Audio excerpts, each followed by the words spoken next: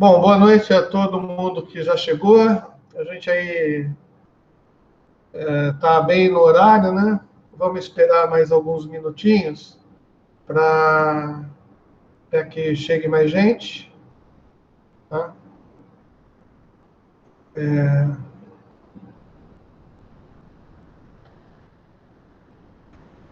Vamos aguardar. Já está bom, já tem 15 pessoas na sala. Vamos lá, vamos começar então para a gente acabar logo. Na aula passada, a gente estava vendo, a gente falou um pouco de supercondutores, né? E depois a gente começou a falar um pouco de semicondutores. E eu lembro que na aula passada, a gente terminou a tentativa de apresentação, né? Falando sobre dopagem de materiais. Então, deixa eu compartilhar aqui a preguetes aqui, PowerPoint. Eu estou tentando fazer, eu vou ter que trocar meu mouse também, porque eu descobri aqui, o problema é que o meu mouse está uma porcaria. Então, eu clico uma vez, ele entende duplo clique. Eu percebi isso porque eu fui entrar no banco e eu tive a minha conta cancelada ou bloqueada por causa de 3 tentativas de entrada errada, né? Eu falei, não é possível. Daí eu percebi que realmente o mouse está uma porcaria. Mas beleza, vamos tentar com o mouse assim mesmo. Tá todo mundo vendo aí a tela de apresentação? Precisava de uma resposta. Sim. Beleza, Van Kleber, obrigado aí. Então vamos começar aqui. Tá. Então, na aula passada, não sei se vocês lembram, né? Que a gente começou a falar de semicondutores, tá? E eu cheguei a comentar com vocês o que é uma dopagem de material, né? A dopagem de material é você misturar um material no outro, tá? Por que eu falei isso?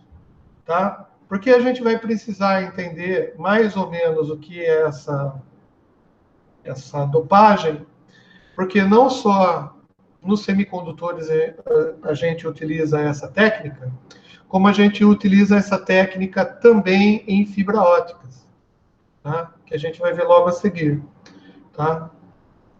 E a dopagem é você misturar uma matéria a outra.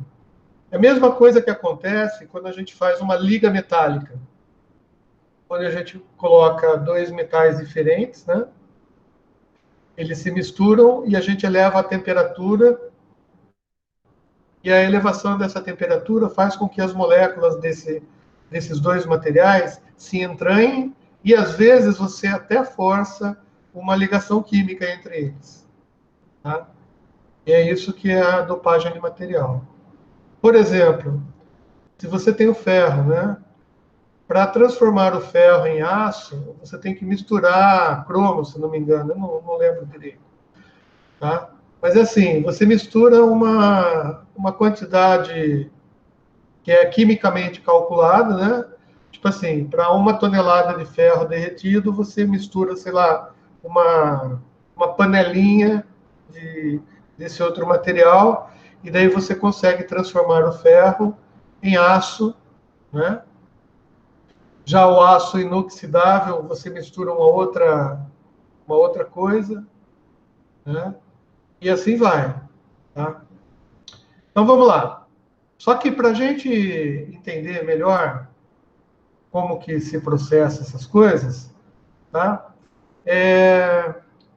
Vamos lembrar, né, que a matéria, os átomos, tá? A gente está usando um modelo atômico aqui, que é o mais simples para a gente entender. Só gostaria que na cabeça da gente não ficasse esse modelo atômico desse jeito, tá? Vocês lembram que os orbitais, eles se comportam de maneira diferente. A gente não consegue saber com precisão a localização dos elétrons nas camadas. A gente usa estatística, né? para determinar a probabilidade de existência do elétron naquele determinado orbital e naquela determinada hora, tá? Então, ou seja, o que eu quero dizer para vocês é que tudo que a gente faz aqui na aula é tentar mostrar modelos mais simples, tá? Para que o cérebro da gente consiga entender o que está sendo explicado, tá? Não adianta a gente querer também entender de física quântica, de mecânica quântica, mas a gente não tem nem uma visão mais simples, né, mais simplória do que é. Então, é assim, esse modelo de camadas, ele foi utilizado pelos químicos e é ainda utilizado por eles, e ele resolve uma série de problemas para a gente. Então, para a gente explicar, é legal entender isso daqui. Tá? Por exemplo, se a gente pegar um átomo de potássio, né, a gente vai ter uma distribuição atômica pelas camadas, e o que é importante a gente entender que cada camada dessa aqui equivale a uma banda de valência, né? O que significa banda de valência?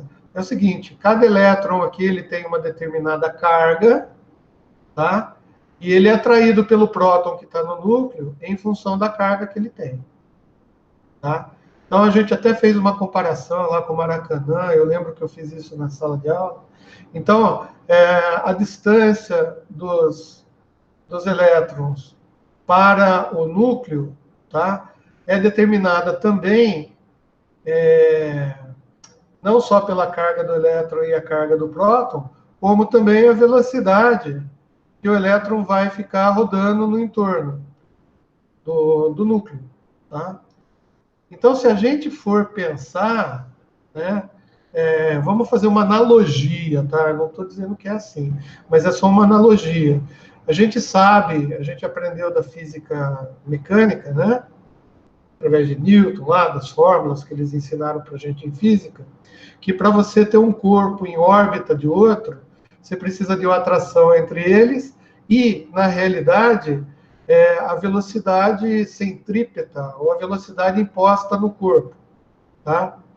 E ele depende das massas, né, e da distância, e da velocidade, né? Então, você consegue colocar um corpo em órbita dependendo da velocidade que você impulsiona nele. Se aumentar a massa desse corpo, né, você vai ter que impor uma velocidade maior. Beleza. No caso da mecânica quântica, atômica, vamos dizer assim, essas leis que se aplicam à gravidade, elas não são muito coerentes, vamos dizer assim, né? Mesmo porque a gente não tem mecanismos de medir, né? Com muita precisão, quer dizer, não tínhamos. Agora a gente tem até aceleradores de partícula que dá para a gente medir algumas coisas aí, mas não vem ao caso. O fato é que a gente pode, por analogia, implementar esse entendimento que a gente tem da macrofísica para a microfísica também, tá? Por quê? Porque é um conhecimento já adquirido, já testado, a gente já calculou, sabe como funciona a matemática, e se a gente entende a eletricidade, a gente vai trazer isso para a eletricidade também, tá? E mais, a gente vai trazer essa analogia para os materiais. O fato é que cada elétron que está rodeando numa órbita, tá, em torno do núcleo, e eu já falei para vocês que essa órbita ela não necessariamente é uma órbita circular, né? Se a gente pegar o livro do Halliday, por exemplo, de física, a gente vai lá e a gente vai ver que, por exemplo, um átomo que só tem 2 elétrons, ou só a primeira camada, tá, é um círculo, realmente. Na realidade, é uma esfera. Tá? E a gente vê a probabilidade dos elétrons estarem nessa esfera. E mais, a gente sabe também hoje que tem que ser vamos dizer assim, uma carga nula, né, para que isso continue acontecendo. Portanto, os próprios elétrons que estão girando, né, para ele manter uma nulidade eletromagnética no átomo, cada elétron tem que ter um spin para um lado. O spin é um giro em torno de si mesmo, Tá? E mais, se a gente for a fundo, a gente vai ver que o elétron ele não é uma bolinha, né? Uma carga pontiforme do jeito que a gente considera para fazer alguns cálculos. O elétron ele é composto por 3 subpartículas. Tá? Mas não vamos entrar nisso daí também, senão a gente vai ficar louco. Vamos só na superfície do negócio, até a gente conseguir entender o que é um semicondutor e por que ele é útil para a gente, tanto na automação, na eletrônica, na telecomunicações e um monte de outras coisas que a gente vai ver aqui para frente. Tá? Então, é assim, no caso, o potássio, ele tem 1, 2, 3, 4, 5, 6, 7, 8 elétrons na última camada, se ele for equilibrado. O que significa equilibrado? Tá? Equilibrado significa que o mesmo número de prótons que ele tem no núcleo dele, ele tem também de elétrons nas suas camadas. Beleza? Caso, por algum motivo, né, a gente consiga irradiar uma energia externa, tá? Cadê a... Olha que legal. Tá? Se eu conseguir pegar e irradiar uma energia externa,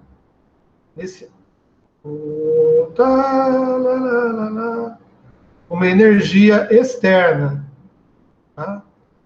E essa energia externa for suficiente para retirar esse elétron dessa camada, tá? Então ele vai ficar com um íon, ele vai ficar um íon, e esse íon vai ser um íon positivo. Tá? Beleza, isso a gente já viu, só a revisão. Mas por que eu estou revendo isso daí? Porque é o seguinte, se a gente olhar a tabela periódica, tá? Essa tabela aí é aquela que eu passei já para vocês uma vez, tá? É uma tabela mais simples, sem muita frescura, só para a gente entender mais ou menos. Né? Se a gente pegar, por exemplo, o alumínio, tá?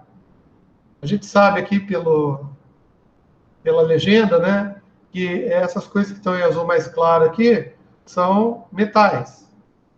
Beleza? Tá. Esses caras que estão aqui em vermelho são não metais. Isso são gases nobres, que eles encontram, gases nobres, a definição é que eles se encontram puros na natureza. Beleza. Tá? Tem os latanídeos, tá? Que são os latão, tá? E o actinídeos, eu também não sei o que é, mas não vem ao caso. O que eu quero dizer para vocês é assim, tá? O que define, então, a massa atômica, o número atômico do átomo, tá? É a quantidade de prótons que ele tem no núcleo dele. Beleza. Então, e para ele estar em estabilidade, basta que ele tenha a mesma quantidade de elétrons do que a quantidade de prótons.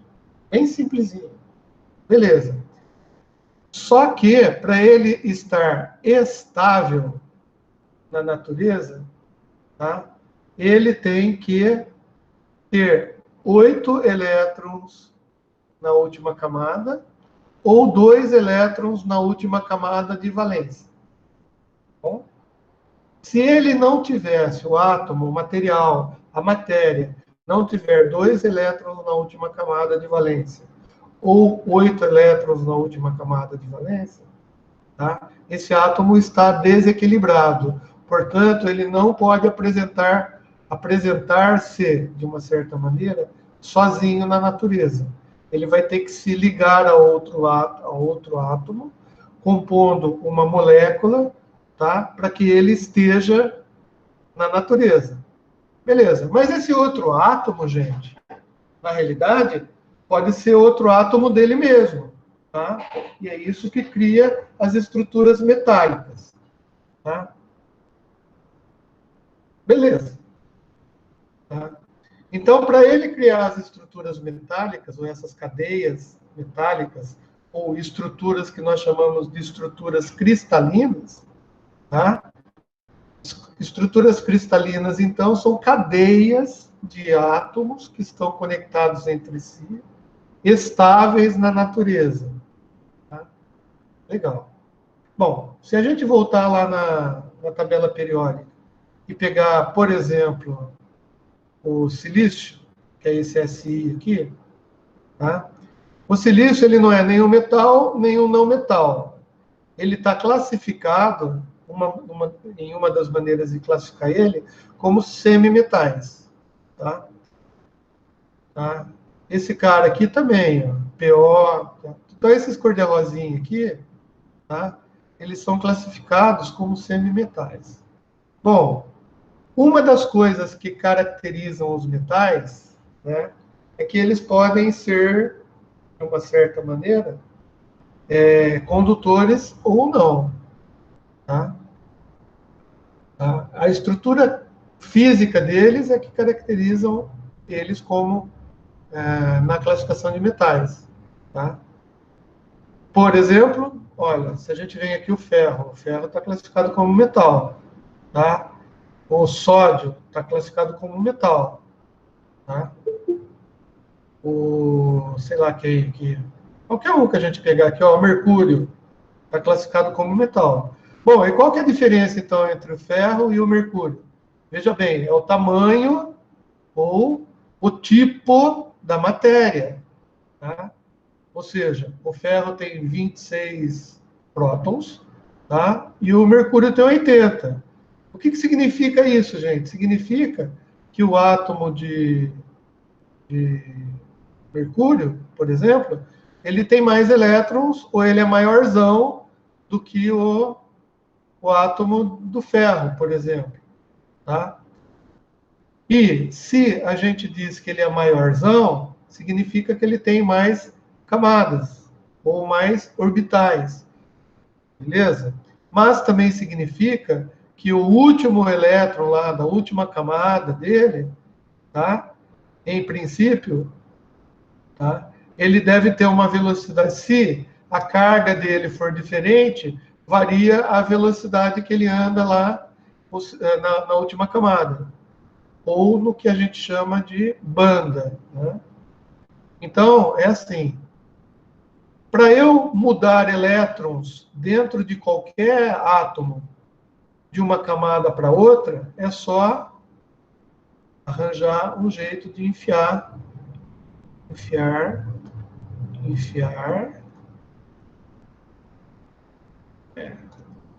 O negócio é complicado, né? Vamos ver aqui. Sim. Enfiar energia nele. Então, se eu conseguir, de alguma maneira, enfiar uma energia... não sei que fonte de energia, tá? Por enquanto, não... Não, a gente vai ter que chegar em Einstein, vai ficar meio... Não vai ser muito legal para a gente. Tá? Mas... Cadê a grossura do negócio aqui? Beleza. Se a gente conseguir, de uma maneira qualquer aí, que eu não sei ainda, enfiar energia nesse elétron aqui, tá? A energia vai fazer com que esse elétron aqui, ele mude de altura, ele vá para uma camada onde ele tem, energeticamente, ele é maior. Tá? A energia dele. Tá? Quando isso acontece dentro de um átomo, tá? A gente não está tirando elétrons dele, né? A gente só está mudando a banda de valência daquele elétron. Tá? E é legal, e eu já expliquei para vocês que isso acontece em materiais fosforescentes, lembra? Assim, ele recebe energia, essa energia vem em forma de luz, que é uma radiação eletromagnética. Essa radiação eletromagnética, ela não consegue tirar elétrons da última camada, porque a energia contida nessa irradiação, ela não consegue fazer com que o elétron, que é mais energético na última camada, consiga sair do material. Mas ela consegue fazer com que um elétron que esteja intrínseco ou dentro do material mude de camada. Então, no fósforo isso acontece. Só que o que acontece? A hora que você para de colocar energia, você tira essa energia daqui, você tira ela, o elétron está numa banda mais alta, porque ele estava com uma energia sendo fornecida pela luz. Quando você tira a emissão de luz, o elétron tende a voltar para a camada de energia dele. É natural, porque o átomo é daquele jeito. E quando ele volta, ele pega essa energia que estava acumulada nele e ele manda essa energia para fora. Essa energia para fora, tá, a gente chama de fóton. Tá? E esse fóton, para a gente pode entender como luz. Cada material, quando acontece isso, emite uma energia para fora dele ou emite um fóton. Só que é o seguinte, essas coisas conseguem acontecer por passos, tá? Por quantidades exatamente corretas de energia. Se for uma energia diferente disso, um pouquinho mais ou um pouquinho menos, você não consegue deslocar o elétron uma camada. Você consegue colocar o dobro de energia, não é bem o dobro, mas o dobro de energia para deslocar ele duas camadas, por exemplo, dentro do átomo. Tá? Mas tem que ser quantidades conhecidas e quantidades discretas de energia. Tá? Quantidades por inteiro, né? Não tem vírgula alguma coisa. E essa quantidade, o pessoal chama de quanta. Quanta. É do grego. Tá? E daí, um monte de quanta é um quantum. Né? Um monte de quanta é um quantum. Né? Então, daí a gente começa a extrapolar e o cérebro, né, fala, nossa, então quando a gente fala de energia quântica, a gente está falando de uma quantidade de energia correta que para aquele átomo faz com que um elétron que está no interior dele mude de camada dentro dele, sem fazer nada, ele não sai para fora. Não, é dentro dele. Beleza. Tá? Isso vai ser muito útil quando a gente for estudar quando a gente for estudar as coisas que acontecem dentro das fibras ópticas. Tá? Beleza. Então, nosso intuito ainda é falar de semicondutores. Tá? Mas a gente precisa desse conhecimentozinho introdutório para ficar mais fácil para entender. Tá?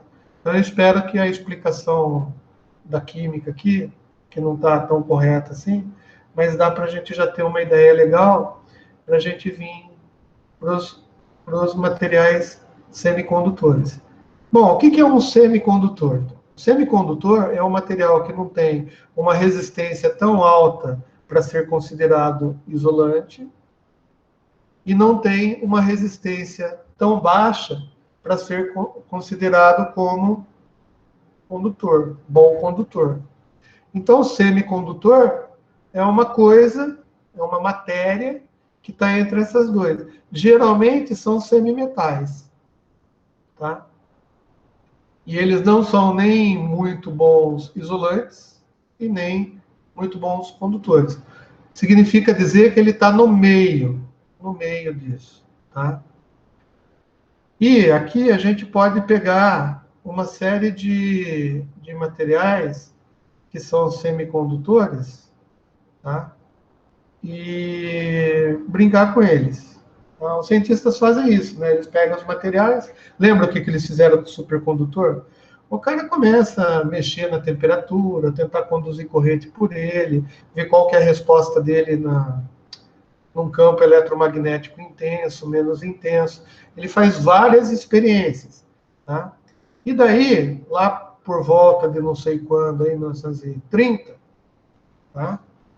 Os caras fizeram experiência com dois semicondutores. Bom, primeiro com um semicondutor chamado germânio.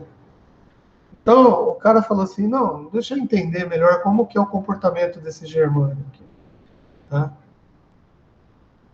O germânio em si, tá, ele tem 32 elétrons. Tá? E a distribuição dele, deixa eu aumentar o zoom. Onde que eu aumento o zoom? Onde que eu aumento o zoom aqui? Olha só. Desculpa aí. Será que eu consigo? Tá? Então, olha só como que o germânio é. Tá? Ele tem 32 elétrons, portanto, 32 prótons. Só que ele sozinho, ele não consegue ficar sozinho na natureza. Ele tem que se conectar com alguém. Por quê? Porque na última banda aqui, ó, na última camada, ele só tem quatro elétrons, tá? Então, ele tem que se conectar a alguma coisa para formar aquelas ligações químicas. Ele sozinho, germânio por si só, não existe sozinho na natureza. Assim, o átomo, tá? A mesma coisa acontece com o silício. O silício também, ó, na última camada, se a gente for fazer a distribuição lá de Linus Pauling, lá, aquele troço todo lá, a gente vai ver que ele tem 4 elétrons na última camada. Portanto, um elétron de silício, um átomo de silício, ele não vai ficar puro na natureza, ele vai ter que se conectar. Tá? Bom, mas pensa bem, se a matéria que a gente está analisando é o germânio, tá? Não seria mais coerente se eu tivesse só átomos de germânio conectados entre si? Eu acho que é interessante a gente pensar desse jeito. Da mesma maneira que silício, tá? Que é um semimetal. Para ele existir puro na natureza e a gente conseguir pegar ele e entender como que ele se comporta, ele teria que se ligar com outros átomos. Tá? Mas é muito mais interessante, por exemplo, a gente ver o silício puro, né? Se tivesse só átomos de silício entre eles. Essas conexões, tá? São conexões daquelas conexões do tipo covalente. O que é a conexão covalente? É quando os átomos compartilham os elétrons das últimas camadas, tá? Com outros átomos, com os elétrons da última camada dos outros átomos. Tá? Então, daí, eu levei um tempinho aqui, mas eu tentei fazer uma figurinha aqui para vocês entenderem, né? O que eu fiz? Bom, eu desenhei, deixa eu pegar um outro slide. Eu desenhei o átomo de silício, por exemplo. Só que eu desenhei ele e só estou me preocupando agora com a última camada dele, que é a que vai me interessar. Tá? Na última camada do átomo de silício, ele se comporta dessa maneira, ele tem 4 elétrons. Então, ele não conseguiria se transformar ou ficar puro na natureza. Tá? Só que, se eu conectar esse átomo de silício com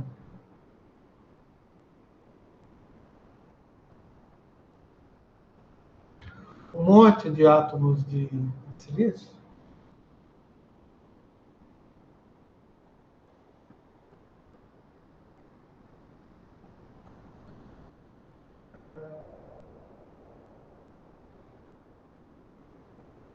ai, meu Deus do céu!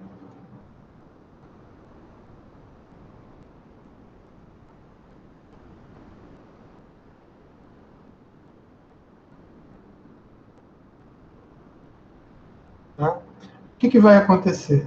Olha que legal. Tá? É que não dá para... Até daria para criar grandão aqui, mas vou gastar muito tempo. Depois eu passo para você. Deve ter um monte de gente aí na internet, no YouTube, que ensina do mesmo jeito. Talvez eu passe uns vídeos, se eu achar alguma coisa interessante, eu vou procurar, para vocês tentarem entender. Mas eu estou fazendo um esforço para que vocês consigam entender. Tá? entender sem precisar de outro cara mais inteligente que eu. Se o meu mouse funcionasse melhor, eu teria mais condições de fazer. Ó, vocês estão percebendo que no momento que eu vou com silício, portanto, um teria mais condições de fazer.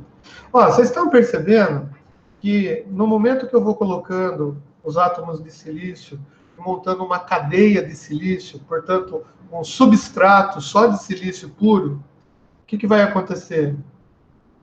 Ele vai fazer ligações aqui, ó, e vai compartilhar elétrons da última camada. E se a gente fizer isso mais vezes, deixa eu agrupar. Olha que legal. Né?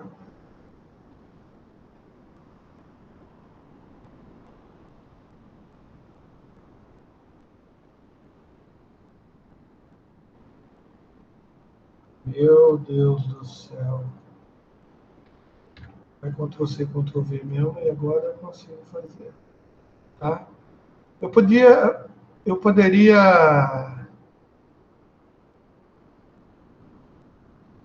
desenhar aqui uma estrutura cristalina de silício muito grande. Vocês concordam comigo? Se eu for fazendo isso daqui? Tá? Beleza.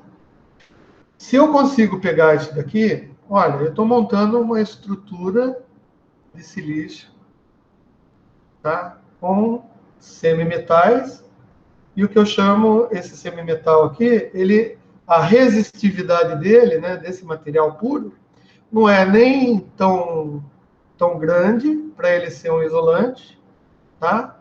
E nem tão pequena, baixa, para ele ser um condutor. E o que a gente vê aqui é que nessa estrutura, você concorda comigo que eu não teria aqueles elétrons livres aqui, como a gente faz no condutor, como um ferro, por exemplo, que a gente tem X quantidades de elétrons e sempre ficam lacunas ou sobram elétrons que eles ficam rodeando. Aqui não, eu tenho átomos estáveis, se conectados entre si por ligações covalentes, né? Ó, cada átomo ele vai ter 1, 2, 3, 4, 5, 6, 7, 8. 8 elétrons da última camada, ele vai estar estável, vai estar bem conectado. Se eu colocar corrente elétrica nele aqui, tá? Eu posso até forçar, dependendo da diferença de potencial, uma corrente elétrica sobre ele. Vocês concordam comigo? Eu consigo forçar uma corrente elétrica, tá? Mas, se eu estudar a resistividade desse material, tá? Ele está com uma resistividade entre o condutor e entre o isolante. Então, a gente chama ele de semicondutor, beleza? E mais, vamos começar a classificar. Tá? Esse é um semicondutor intrínseco.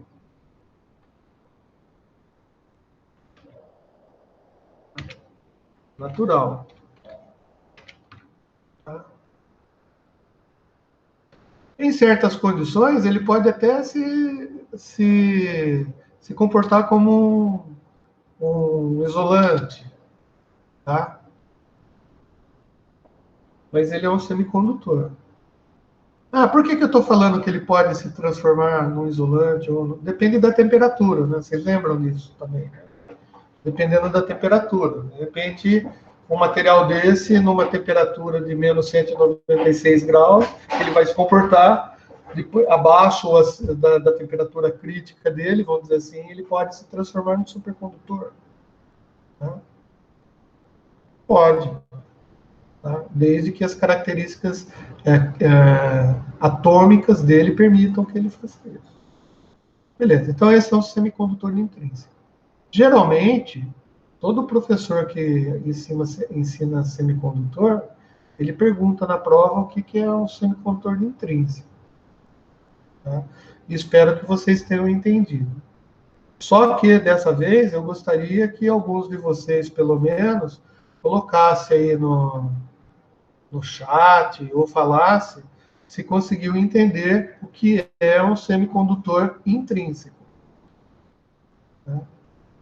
Agora eu vou dar uma checagem. Vamos lá, a gente tem 27 pessoas na sala. Vocês entenderam o que é um semicondutor intrínseco? Beleza.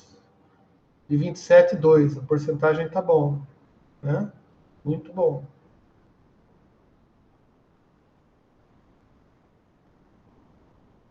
Três, começou a aumentar.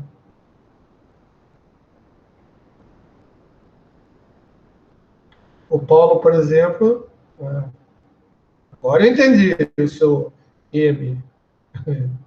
Vamos lá. Daí vocês podem perguntar assim, pô, César, você nunca fez esse tipo de pergunta, por que você está fazendo agora?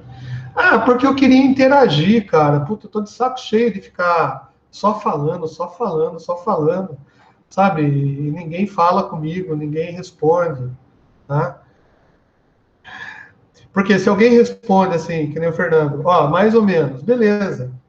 Mais ou menos não é 100%, tá? Então daí a gente volta e explica de novo, tá? De outra maneira, tá? Geralmente, os semicondutores são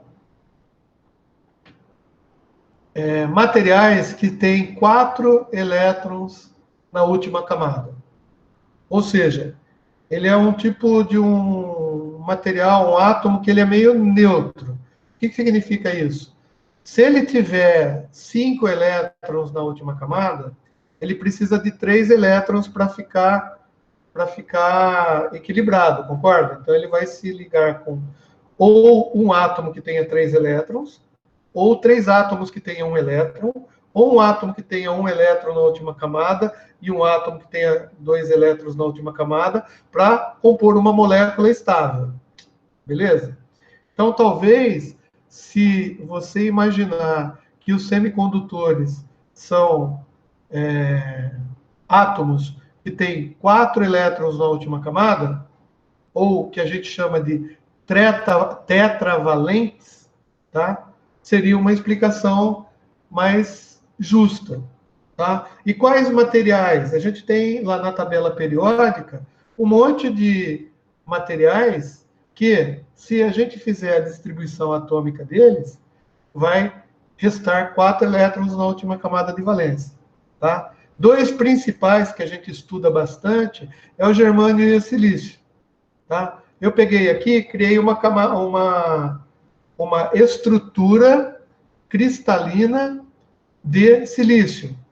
E ó, eu fiz no plano ainda. Lembrar que essa estrutura cristalina, na realidade, é uma estrutura tridimensional, tá? Eu estou fazendo no plano para ficar mais fácil para a gente entender, tá? E lembrar também que tem um monte de camadas aqui embaixo que a gente não está nem se preocupando, que são as camadas normais do silício, lá que tem os elétrons normais, a gente só está se preocupando com a última camada de valência, que é a camada onde ele faz as ligações químicas. Beleza? Que vai formar a estrutura da matéria dele. Então, se você pegar um pedaço de silício puro, tá, na natureza, você vai ter uma estrutura metálica, ou semimetálica, cristalina, desse jeito aqui. Melhorou ou não? Agora, mais especificamente para o Fernando.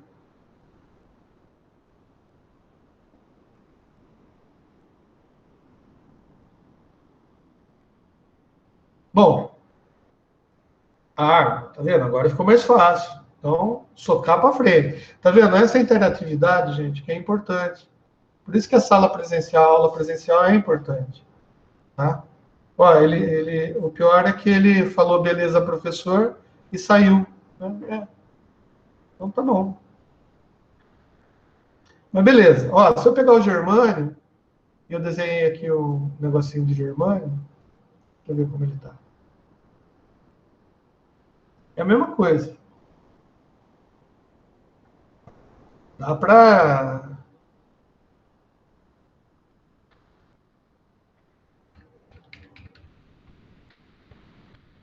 Né? Olha só que bonitinho. Se eu pegar esses caras aqui, ó, eu vou construir também a mesma estrutura, só que de germânio, em vez de silício. Essa é uma estrutura cristalina de germânio. Tá? Eu não vou desenhar isso daqui tudo aqui, não, porque eu acho que já deu para entender. O germânio, então, ele é um semicondutor natural, né? E a gente chama ele também de semicondutor intrínseco. Tá?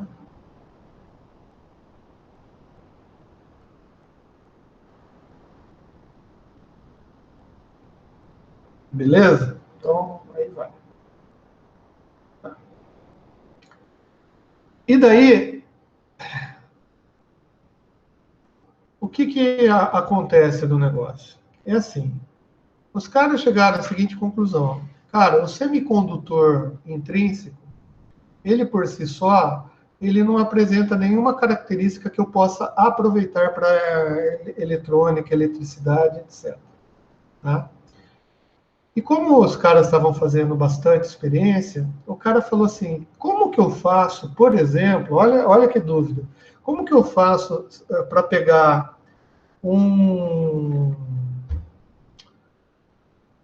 um semicondutor intrínseco, tá? E fazer com que eu mude as características dele para ele conseguir conduzir mais ou conduzir menos, tá? Tipo assim, dá para fazer alguma coisa. Se eu misturar ele com outro elemento e transformar ele num bloco único, misturado, eu posso usar as características do outro elemento para misturar as características dessa matéria. Tá? Quem fazia muito isso antes da física experimental era aquele pessoal lá, os da Pedra Filosofal, lá, os alquimistas, né? Eles iam mexendo as coisas porque eles acreditavam que se misturasse, sei lá, terra com água e tacasse fogo, ia criar um ser vivo. Ou se misturasse lenha com fogo, terra, um pouquinho de água e orelha de morcego, ia se transformar em ouro, né?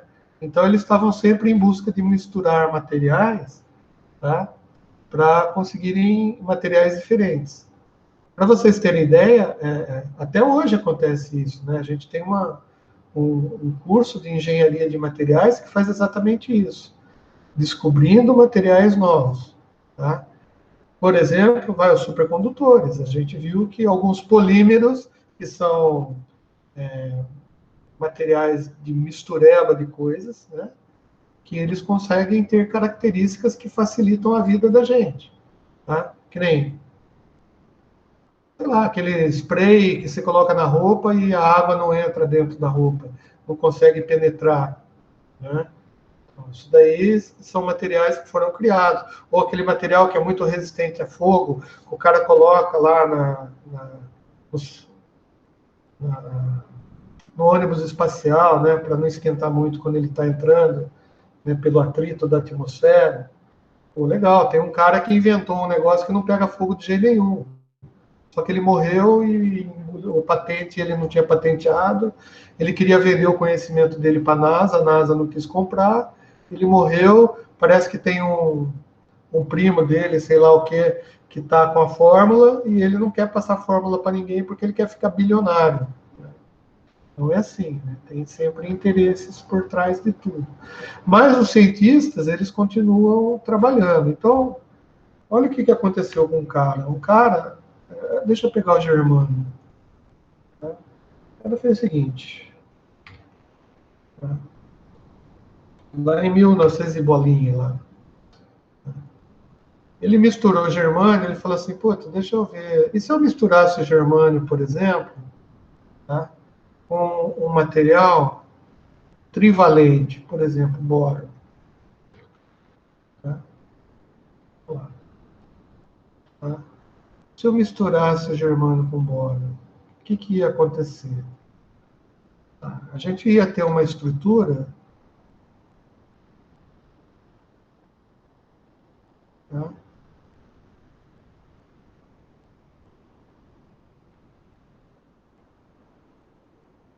a gente ia ter uma estrutura mais ou menos assim.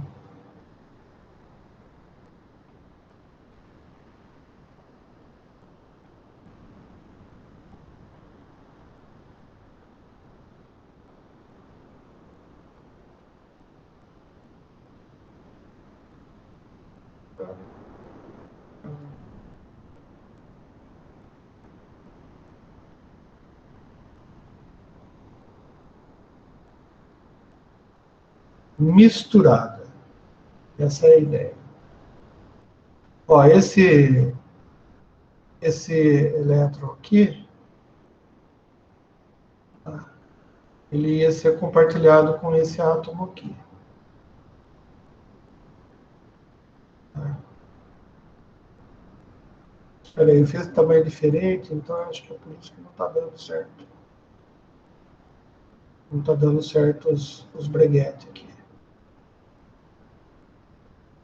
E tem que ser um negócio natureza, né? Tem que ser um negócio exato, né?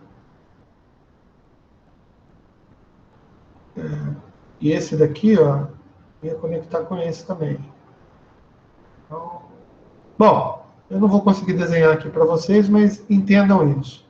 O que acontece é que a ligação iria acontecer aqui, tá? Iria ficar um determinado momento, ia ter um negócio aqui que a gente ia chamar de lacuna, e a gente já viu isso. Tá? Uma lacuna. O que é uma lacuna? É uma falta de elétron, né?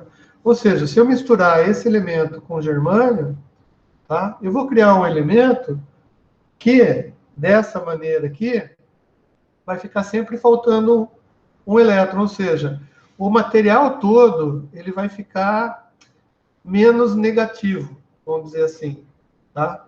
Então, se a gente chamar o material de substrato, tá? Então, se a gente dopar o substrato, tá? Com um material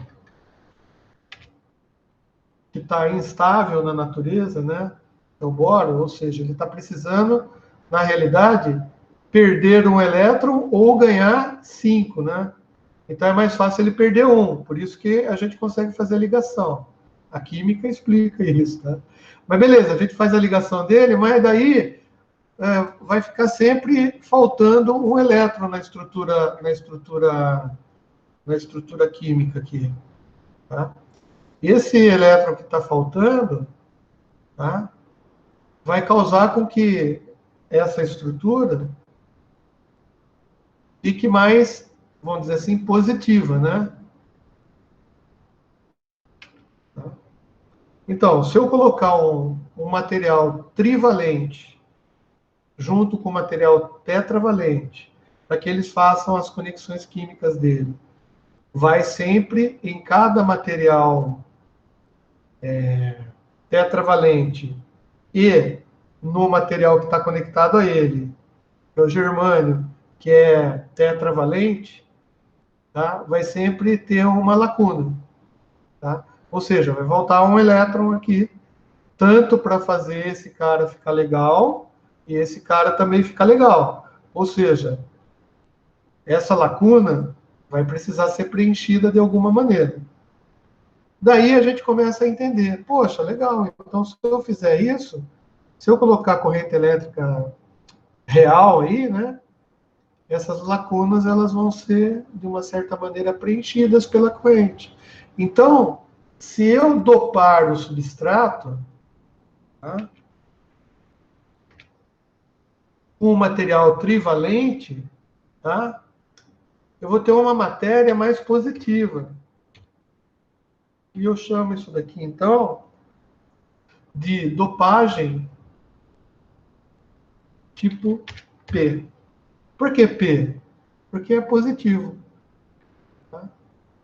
Beleza, mas eu não tenho só essa possibilidade, né? Eu poderia colocar, desde que eu conseguisse fazer as interações químicas, eu poderia, por exemplo, colocar um material igual esse aqui, ó. Imagina assim, em vez de colocar esse vermelhinho aqui, tá? Eu colocaria esse, em vez de colocar o amarelinho, eu colocaria esse vermelhinho aqui.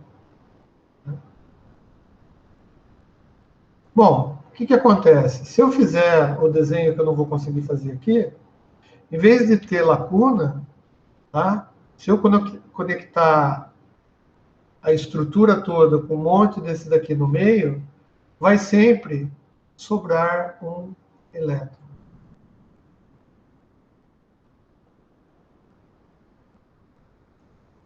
Sempre vai sobrar um elétron.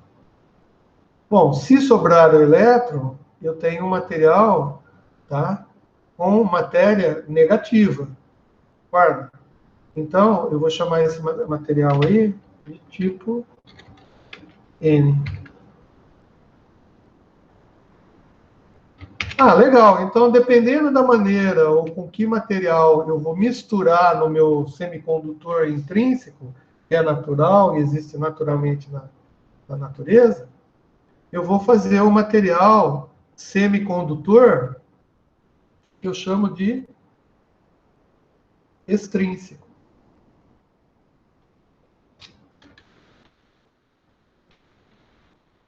Assim que escreve extrínseco? Sei lá. Externo. Extrínseco. Não sei como escreve. Tá? Mas o fato é esse. Tá? Então, se eu for entender os semicondutores, tá? Eu tenho que entender que esses semicondutores, eles podem ser extrínsecos, quando eu dopo eles ou do tipo P ou do tipo N, e intrínsecos, quando eu pego eles naturalmente na natureza, sem precisar dopar. Beleza? Tá. Só que tem características diferentes. Com o material intrínseco, eu praticamente não consigo fazer absolutamente nada. Entretanto, gente, com o material dopado de forma extrínseca,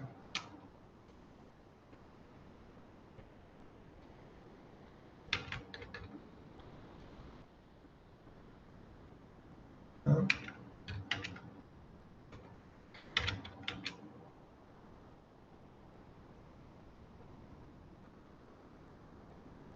Eu consigo fazer coisas que até Deus duvida.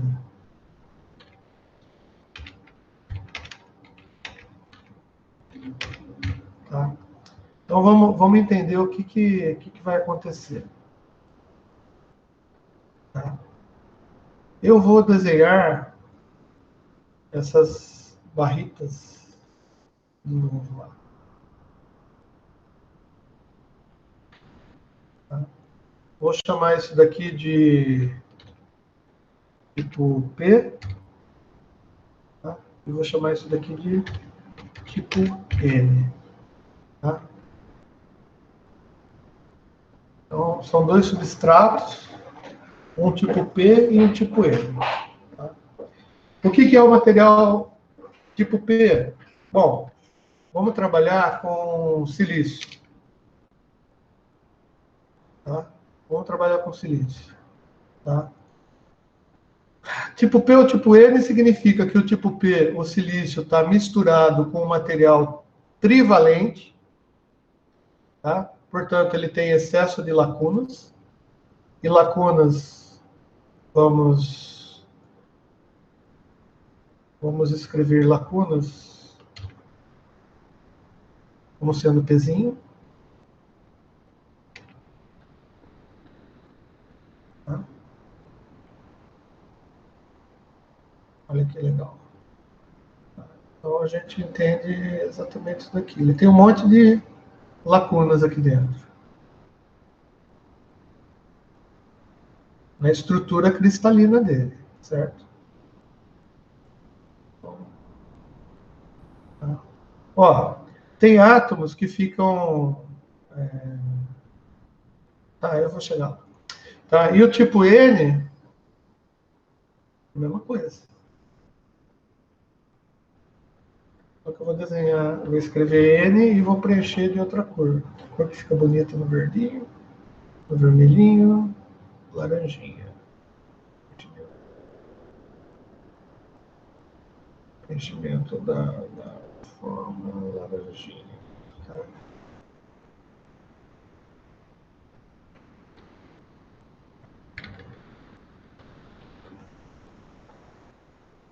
Vocês entenderam, né, o que eu estou fazendo?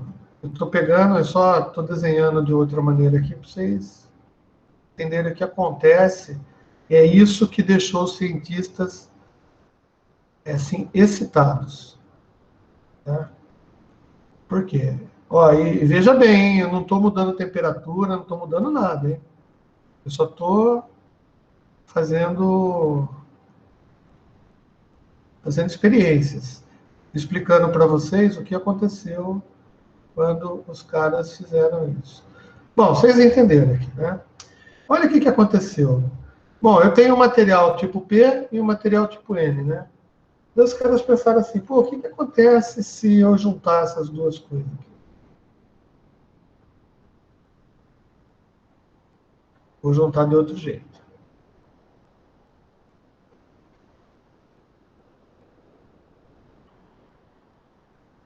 Gente, o que acontece quando a gente junta duas coisas, onde uma coisa tem lacuna e outra coisa tem elétron? Você concorda que a tendência é que as lacunas, né, as faltas de carga, né, os átomos com falta de carga, tendem a vir serem atraídos aqui pelo N? Tá? Vocês concordam que isso acontece? Tá? E esse N aqui tende a ser atraído? Então, eu não estou vendo a resposta, mas eu quero acreditar que alguém escreveu sim ali. Deixa eu ver.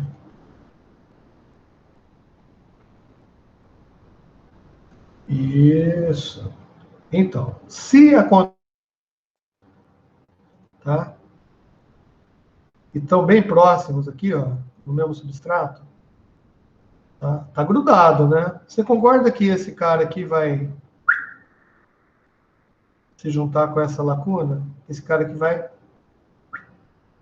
se situar com essa lacuna? E esse cara aqui vai juntar com essa lacuna? Vocês concordam que isso vai acontecer? Só que isso acontece bem nessa região aqui, onde os caras estão grudados. Porque o átomo que está aqui longe, tá? A lacuna que está aqui longe e o elétron que está nessa estrutura bem longe aqui, eles não conseguem serem atraídos, porque está muito longe. Então, a força de atração, vamos dizer assim, né, para preenchimento de lacuna, não acontece. Tá? E daí, o que acontece com esses átomos aqui? Uma vez que eles estão tudo junto, tá? Eles começam a formar, tá? Como se fosse uma estrutura equilibrada, né? Uma estrutura equilibrada. O que é uma estrutura equilibrada? Aquela estrutura do semicondutor intrínseco. Não é que ele vai se transformar num semicondutor intrínseco, mas vai juntar a falta de elétron do substrato N, tá? Com as lacunas do substrato P. Tá? Vai formar aqui, ó, uma parte do material, e é isso que foi a descoberta, tá? Essa parte de material aqui, tá? Vai ter um sentido, vai fazer um sentido para a gente. Tá? Ele chamou isso daqui, ó, essa área onde acontece esse equilíbrio de cargas, tá? De zona de deplexão.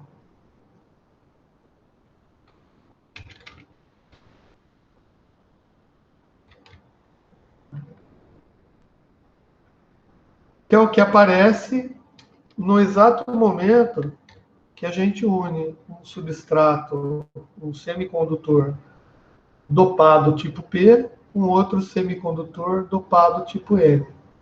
Isso acontece, essa zona de depressão. Tá?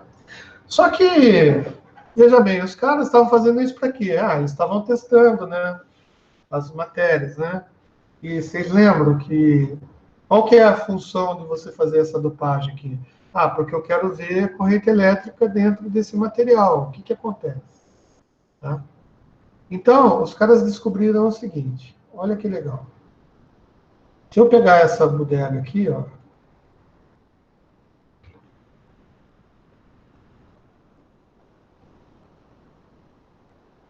e submetê-lo, tá? Bom, então eu já tenho esse negócio feito, né?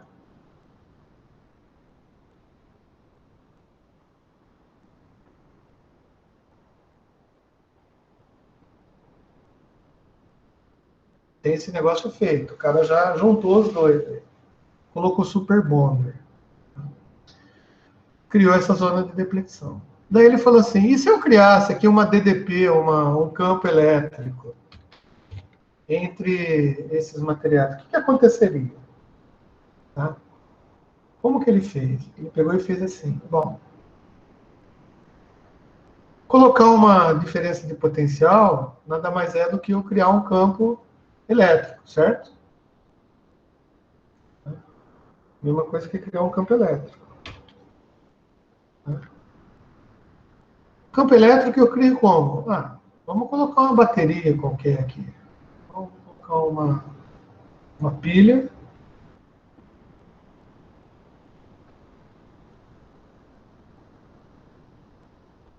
Também.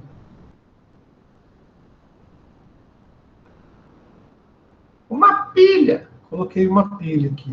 Uma bateria, sei lá. Tá? E a bateria eu liguei.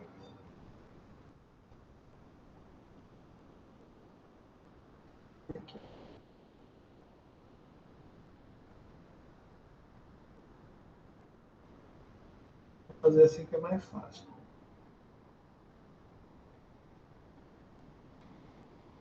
O mouse dito.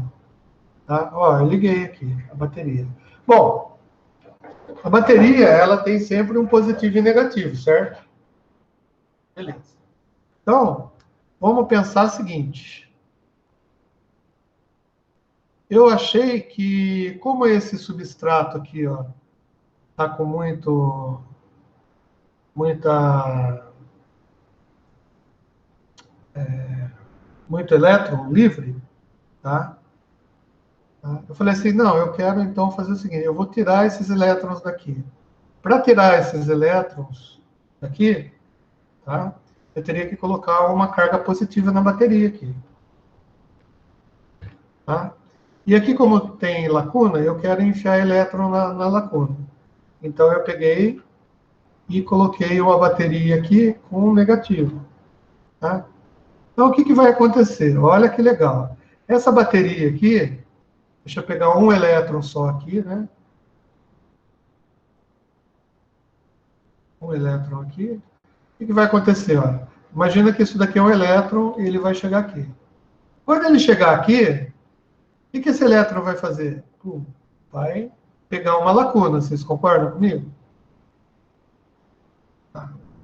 Se ele pegar uma lacuna, significa que eu estou transformando o material do tipo T, do tipo P, de impacto, né, de positivo, num semicondutor natural, né, porque eu estou enfiando elétron nele. Tá? Então é a mesma coisa que se eu fizesse isso aqui. Ó, eu estou simplesmente aumentando, quando eu vou colocando elétron aqui, ó, vou pegar outro. Outro elétron. Plug. Coloquei. Diminuiu uma lacuna. É a mesma coisa que eu estiver aumentando a barreira de potencial aqui. Tá? E aqui acontece a mesma coisa. Se eu pegar um pezinho desse aqui, é o que vai acontecer, não é?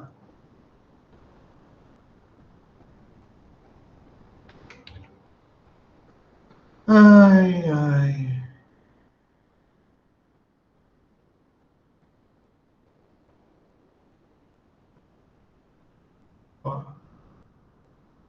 Então, o Pzinho vai vir aqui, né? E vai cancelar um elétron aqui. Ah, César, isso não acontece. É verdade, não acontece. Tá? Realmente falando, o que acontece é isso. O Pzinho vai estar aqui, e esse elétron que está aqui, ó, vai correr para cá. Certo? Então, esse elétron aqui também vai correr para cá para a bateria. Esse elétron aqui, ó, vai correr para cá. Quando isso acontece desse lado, o que acontece aqui? Eu transformo o material tipo N em um material natural. Se eu transformo ele em material natural, eu estou diminuindo a quantidade de elétrons livres aqui, que é a mesma coisa que aumentar essa zona de deflexão aqui. Então, os caras descobriram, então, que se eu colocasse a bateria ligada ao contrário do que estava o negócio aqui, eu aumentava a zona de deflexão. E aconteceria corrente elétrica aqui no material? Não. Por quê? Porque cada vez que a corrente elétrica fosse acontecer, né, o movimento de partículas fosse acontecer aqui do tipo N para a bateria, e os elétrons que estavam aqui na bateria fossem indo para o material tipo P, isso daqui transformaria a dopagem num material intrínseco natural, cuja a resistividade iria aumentar. Então, eles falaram assim, pô, se eu fizer isso, eu não consigo corrente elétrica através do meu substrato. Beleza. Mas e se eu fizesse ao contrário? O que é o contrário? Eu pegasse exatamente isso aqui. Colocasse as cargas positivas, negativas com os negativos. Tá? Bom, eu sei que só de colocar os dois materiais junto, eu já tenho essa zona de deflexão, certo? Mas eu ainda tenho aqui, ó, várias lacunas a serem preenchidas, certo? Essa zona de deflexão, tá? Ela cria uma energia para impedir que isso aconteça. E essa energia, ela pode, a exemplo do que acontece no dielétrico, lembra? Ela pode ser rompida, tá? Então, assim, a partir do momento que eu vou enfiando elétrons aqui, por causa disso daqui, tá? Esses elétrons aqui vão começar a querer ir para as lacunas daqui. Só que tem uma barreira natural que foi formada quando eu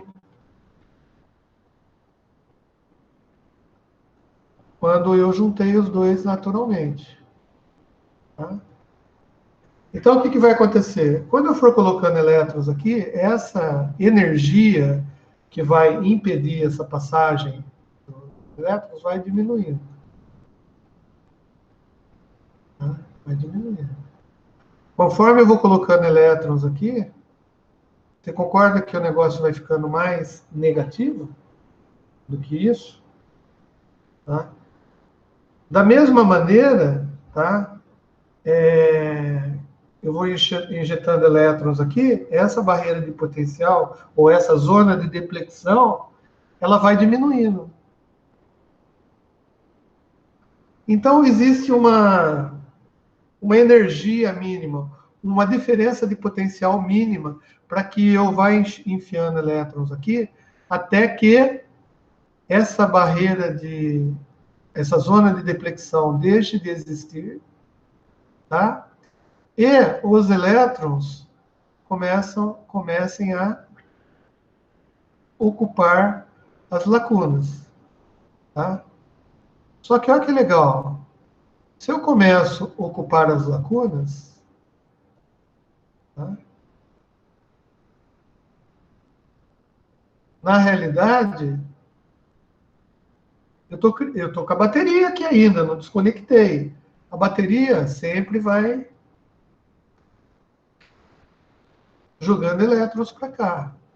E uma vez que as lacunas aqui estão sendo ocupadas, ao mesmo tempo, essas cargas N aqui estão vindo para o potencial positivo da bateria. Tá?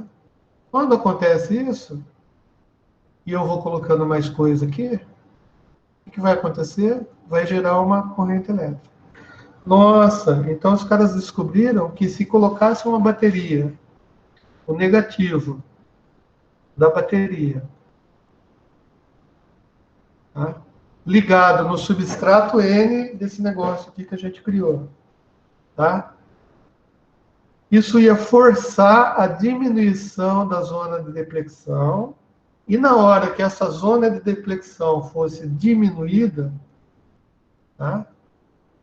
Os elétrons começariam a ocupar as lacunas mais distantes dessa zona, que deixou de existir, tá? Gerando um fluxo de elétrons pelo material. Olha que legal. E o que é fluxo de elétrons ou de cargas, tá? Numa direção, né, acompanhando o campo elétrico? Não é uma corrente elétrica? Então, os caras descobriram que se a gente colocar o negativo da bateria e o positivo da bateria num material de dois semicondutores dopados de maneira diferente, um tipo P e um tipo N, se isso coincidisse, a gente teria uma corrente elétrica passando por ele. Só que se a gente fizesse o contrário, colocasse uma bateria negativa ligada no P e o positivo da bateria ligado no N, ia aumentar a zona de depressão e não iria deixar que houvesse essa condução em corrente. Tá? Beleza. Então, quando os caras fizeram isso daí, eles inventaram ou descobriram um componente eletrônico. Tá? E o que faz esse componente eletrônico? Tá? Eles inventaram um componente que a gente chama de diodo, que é muito útil para a gente em um monte de aplicação. Tá? Eu não sei se vocês já estão tendo aula de eletrônica, né? Mas é assim, a eletrônica vai se utilizar desses componentes que são criados com os materiais que a gente descobriu, tá? E com as experiências que a gente está fazendo com o material. O diodo nada mais é do que um material, tá? Tipo P, grudado no material tipo N,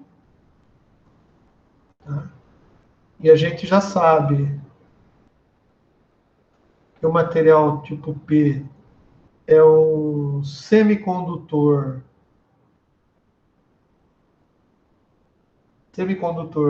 dopado com um elemento trivalente. Esse semicondutor é um material tetravalente, portanto pode ser um silício, um germânio, tá? Juntado com o material tipo N, que é um material tetravalente, né? Que é um silício também, só que ele está dopado com material tipo N, um pentavalente, por exemplo, tá? E isso faz com que ele fique tipo N.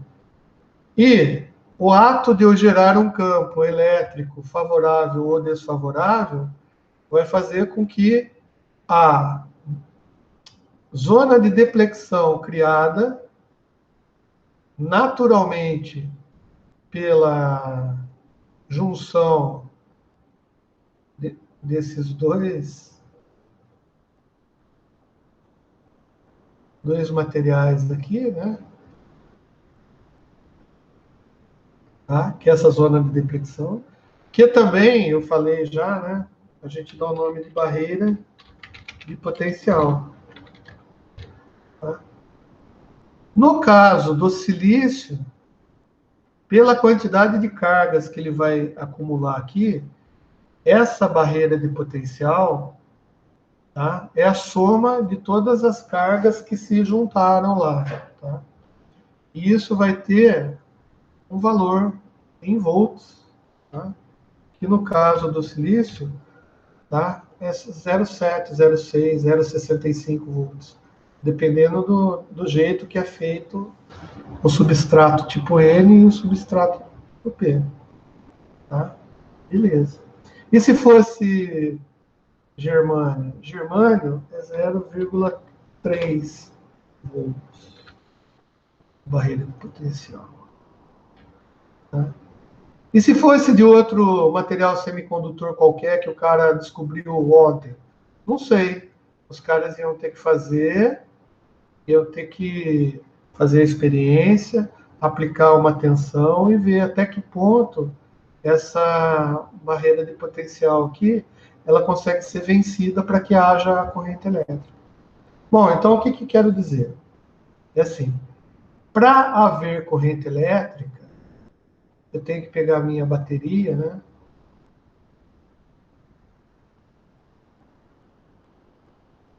Minha bateria. Vamos imaginar assim, bateria de carro aqui, 12 volts a bateria.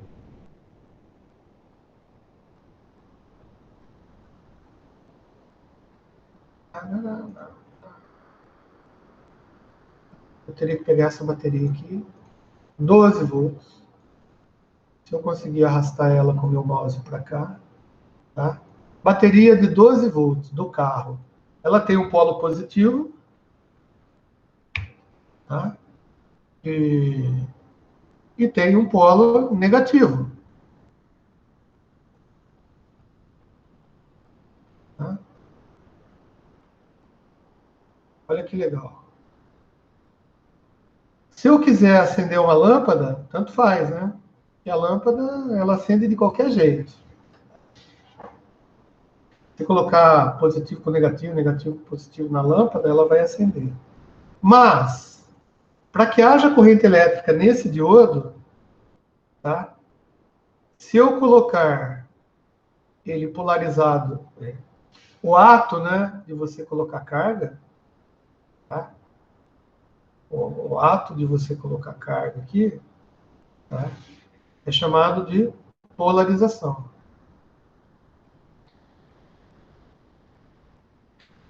Tá? E significa o seguinte, olha só. Se eu pegar essa bateria, colocar o positivo no substrato N, tá? E o negativo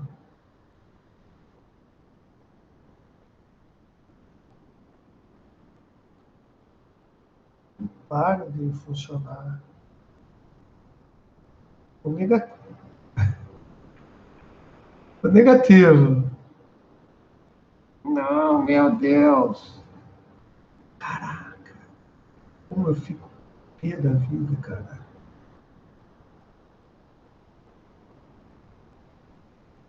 O negativo aqui. Tá? O que vai acontecer? Se eu fizer isso, tá? A minha área de deflexão, como a gente viu na explicação anterior, ela vai aumentar. Tá? Ela vai aumentar. Bom, se ela aumentar, significa que eu não consigo fazer corrente elétrica fluir por isso daqui. Tá? Se eu não consigo fazer a corrente elétrica fluir por isso daqui, se eu tiver uma lâmpada em série com esse negócio aqui, a lâmpada não vai acender nunca, porque não vai ter corrente elétrica passando pelos fios. Beleza. Só que se eu fizer o contrário, qual é o contrário? Colocar o negativo no substrato M, tá? E o positivo no substrato P, o que vai acontecer? Essa barreira de potencial e a zona de deflexão, ela vai diminuir, tá? Ela vai diminuindo, diminuindo, diminuindo, até que a tensão aqui vença o valor, né, da barreira de potencial. Ou seja, na de 12 volts, claro, isso vai ser conduzido, vai diminuir, mas a barreira natural aqui, ela vai somente provocar condução depois que ela tiver esse 0,7 volts vencido, tá? Então, é como se eu tivesse... Vocês já aprenderam a lei de Ohm lá, né? Espero que sim. Tá? É como se eu tivesse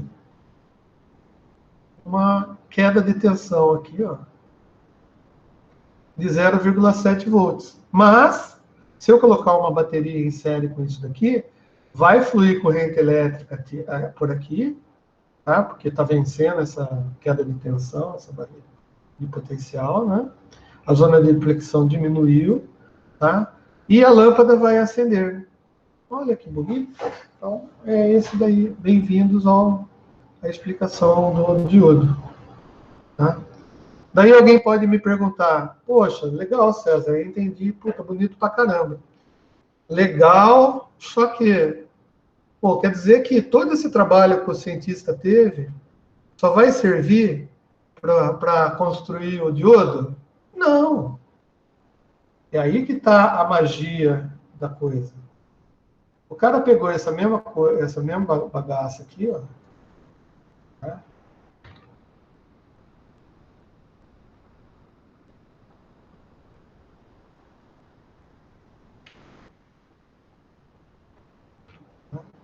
Falou assim,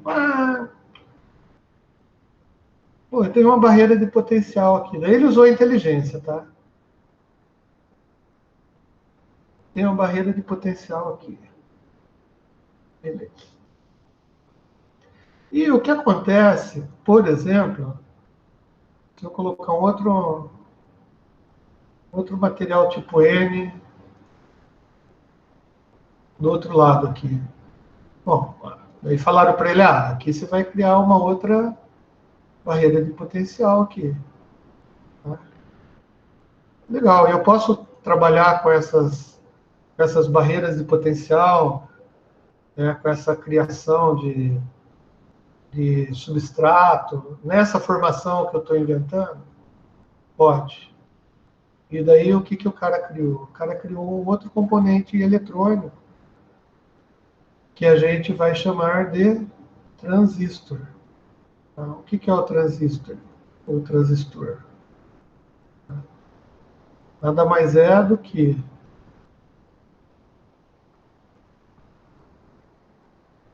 um elemento eletrônico, tá? Que ele vai ter barreira...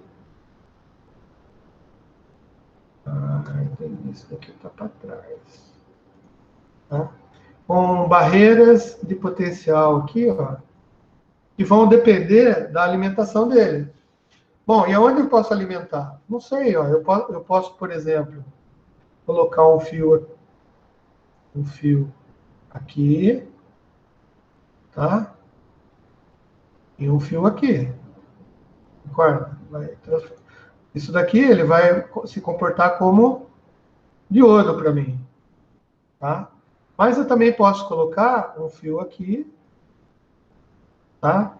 E pegar esse fio aqui, ó, e fazer uma derivação para cá. Opa. Derivação para cá. Tá? Ou seja, é como se eu tivesse dois diodos colocados. E se eu... mas daí eu tenho aqui as quedas de tensão para vencer? Tem as quedas de tensão para vencer. Tá? Só que a gente vai ver um pouquinho mais para frente, ou vocês vão ver em eletrônica, que dependendo da quantidade de campo elétrico que eu crio aqui e crio aqui, tá? eu vou fazer uma condução de corrente elétrica por aqui, ó, e vai atravessar todo esse negócio, maior ou menor. Tá? E esse substrato P aqui, que está aqui no meio, tá? Eu consigo, colocando lacunas aqui ou elétrons aqui, aumentar ou diminuir essas barreiras de potencial aqui. Ó. E isso vai se chamar transistor lá na frente. Tá? E mais, o cara continuou os estudos e ele descobriu, por exemplo, que eu não precisava trabalhar desse jeito. Eu poderia trabalhar desse jeito aqui. Com outra tecnologia, eu poderia compor o meu... Deixa eu até deletar isso daqui, que fica mais fácil. Tá? Eu podia compor o meu componente eletrônico com substratos dessa maneira. Tá? Nossa, o que acontece, César? Beleza.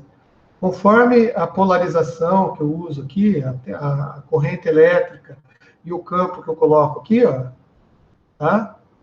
Eu vou fazer com que a minha barreira de potencial, tá?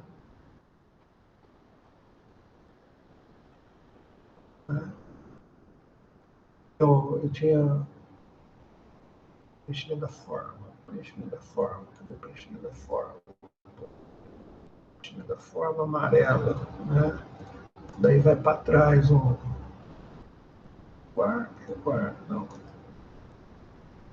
Vier para trás, não. Enviar para trás. Tá? Conforme a tensão, né, o campo que eu coloque nesse substrato P aqui, eu vou aumentar ou diminuir a barreira de potencial aqui, no entorno do material, porque ele está em contato com esse material aqui, que é tipo N, né? E se eu aumentar muito a barreira de potencial, ela vai ficar tão grande, tá? Que vai até inviabilizar a corrente elétrica pelo substrato N. Tá? Isso daqui é o que eles chamam de FET. Tá? É um transistor por efeito de campo. Bom, resumindo, e deixa eu interromper a apresentação aqui. Eu quero falar cara a cara com vocês. Então, veja bem. A gente já viu um monte de materiais, né? As características deles, para que servem. Tá? A gente viu o supercondutor, a gente viu o condutor, a gente viu o isolante. Tá? Hoje a gente acabou de ver semicondutor, a gente entendeu, eu espero que vocês tenham entendido, o que é uma dopagem do material semicondutor intrínseco, transformando ele num semicondutor extrínseco, ou seja, o intrínseco ele acontece naturalmente na natureza, tá? E o extrínseco é quando você dopa ele. Tem duas maneiras, né? As maneiras de dopar o material é misturando esse material, né, o semicondutor, com outro material que tenha ou lacunas ou excesso de elétrons. Geralmente se pega um pentavalente ou trivalente. Tá?